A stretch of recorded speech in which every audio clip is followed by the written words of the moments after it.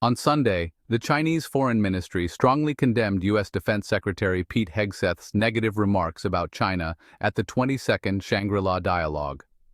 A spokesperson told Xinhua news agency that Hegseth ignored regional calls for peace and development, instead promoting a Cold War mindset and falsely labeling China as a threat.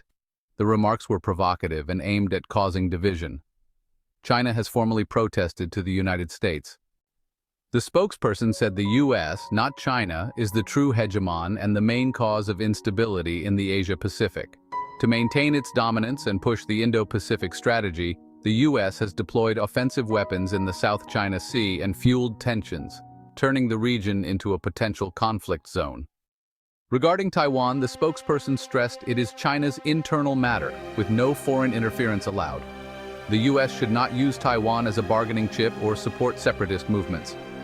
China urges the U.S. to respect the One China principle and relevant agreements, and to stop encouraging Taiwan independence.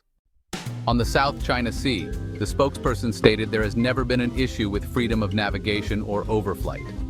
China is committed to resolving disputes through dialogue while protecting its sovereignty and maritime rights according to law. The U.S., however, is the main source of instability in the region. China called on the U.S. to respect regional efforts for peace and stop actions that provoke conflict and increase tensions. At the Shangri-La dialogue in Singapore, Hegseth described the Chinese threat as real and possibly imminent, accusing Beijing of seeking hegemony and building military strength, especially to prepare for a possible Taiwan invasion. He urged stronger military cooperation with U.S. allies like Japan, the Philippines, and India to deter China, and called on Asian countries to raise defense budgets, comparing this to NATO's progress in Europe. Taiwan has been self-governed since 1949. China views it as a province, while Taiwan sees itself as a self-governing state that has not declared independence. Beijing opposes official foreign contacts with Taipei and insists on its sovereignty over the island.